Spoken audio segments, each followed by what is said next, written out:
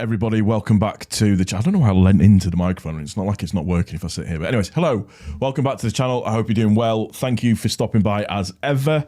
So tonight I'm going to have a conversation with you regarding the match yesterday. 3 points, which was good.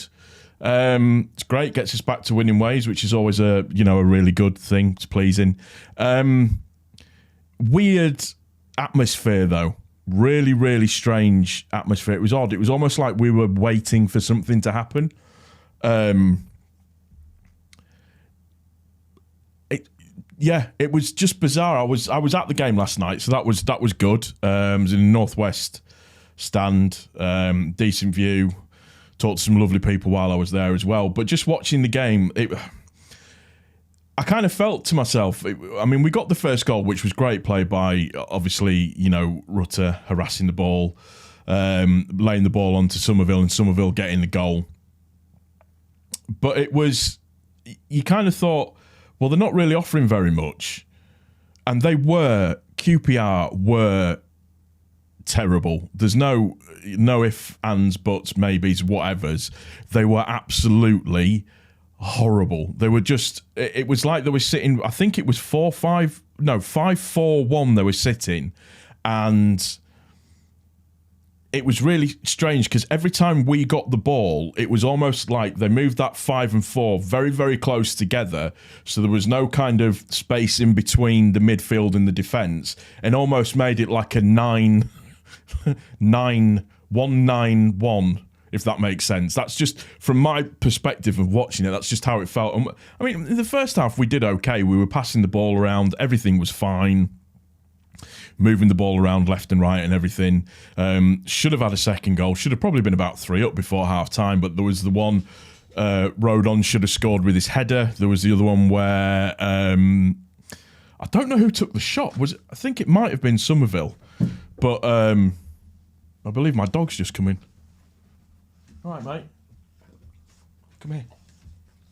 This is my puppy. This is Loki. Anyways, out. Get out. Thanks, mate. Sorry about that. So yeah, it was like we were almost sort of waiting for something to happen, but it never happened. It was just like we were. Oh, it's just really. It was a weird atmosphere as well, because it's like the crowd were waiting for something to happen, and it felt like, I don't know, they were getting annoyed, I think, with the amount of time it was taking Melier to release the ball a little bit.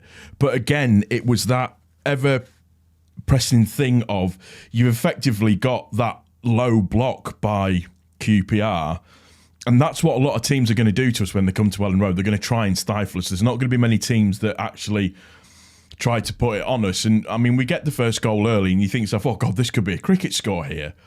And it's like there was no urgency about QPR whatsoever at all. There was no urgency to get the ball, no urgency to get the ball forward. They took the time over goal kicks, they took the time over throw-ins, anything. It was like they were just sort of wasting time.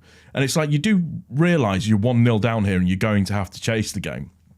It was almost as if our players were kind of like, oh, well, I don't know what to do here. This is really, really easy. This is strange. I'm not sure how to play in this. And that I'm not having a slight on the players whatsoever at all, because effectively, that for me, I thought the guys played really, really well. I thought the first half was okay in terms of just how it played. Clearly, Struijk and Rodon, they make the defence feel a lot more secure. There's a lot more cohesion and solidity, if that's even a word, when they're playing together. I thought Byron was fine. Bill was okay. I don't have an issue with him. He was probably... No, he wasn't even the poorest. Everybody was pretty solid, I think. Jayden Anthony, it's nice to see him play a decent proportion of a game, and he was up for it. You could tell he was up for it as well. He played really well. He attacked quite well. Some nice bit of trickery going on. It was impressed. Somerville is just... I really rate Somerville. He's got to stop when he gets kicked or if he gets touched, stopping and asking for a foul. couple of really good touches. Obviously, he got the goal, and just his all-round play was pretty good. I was impressed with him. Ampadu and Gray, there's nothing. They're just very, very good players. Both Gray and Ampadu would just play fantastically well. And the thing that was really interesting to watch, every time we got a corner, Gray was filling in on the halfway line, along with Ampadu as well. So it's almost like we had three back constantly. And I think that's because QPR were putting two on the halfway line. So that was kind of to sort of nullify that and cut that out. But it was really interesting watching Gray cover for Ayling as well, coming round. And what that did was it gave him a bit more time on the ball when he had it. And it's just, Ampadu is he's just a Rolls Royce of a player. There's nothing else to be said about him. I thought Rutter was good. Some of his balls that he played through were fantastic. There was a ball that he played through for Bamford in the second half that was like eye of a needle stuff and was really good.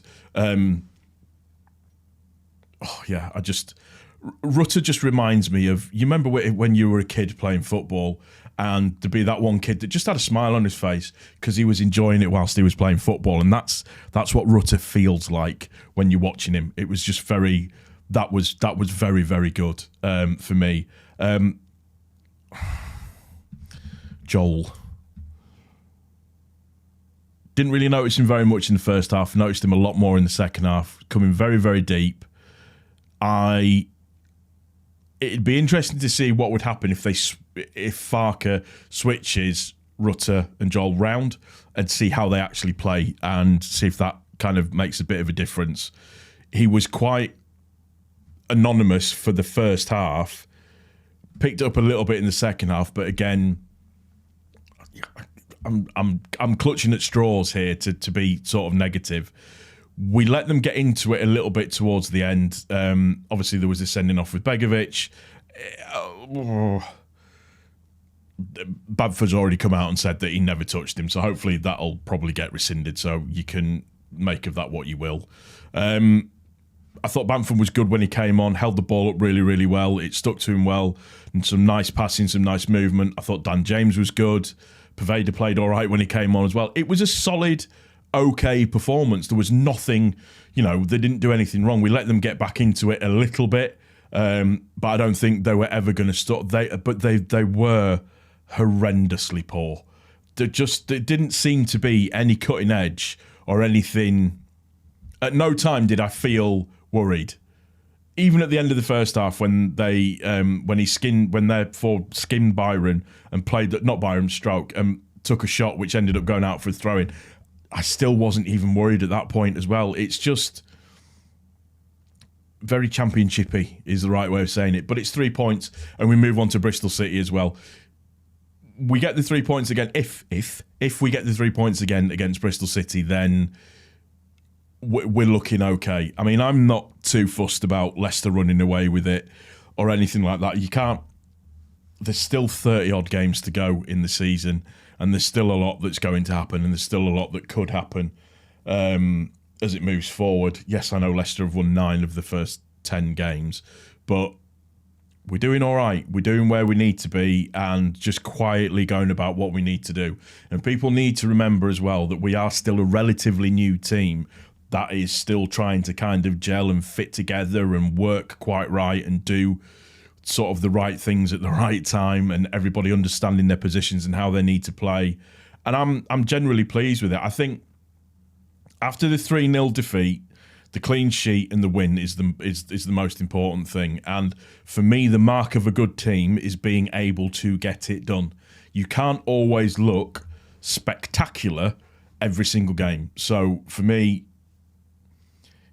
yeah, we won. It was just a really odd game. The atmosphere just felt a little bit like, I mean, I know there was only 32,000 in there last night, but I think QPR hardly sold any away tickets either. It seemed like it was struggling to get chants going last night. There was a lot of people that I saw about being able to get to the game and not be able to get to the game. I managed to get a ticket, and it's easy for me because I'm just one person going by myself, so it's not that hard. But I think there were a lot of people that might not have been able to make it because it was a school night, transport issues, all of that kind of stuff. But the pricing of the tickets as well. That's another thing we need to have a chat about. And just put tickets on general sale. Just put them on general sale. A couple of days before, 3 days before, if there's some left over, just put them on general sale. For the love of God, just put them on general sale and make everybody's lives a little bit easier. But what do I know?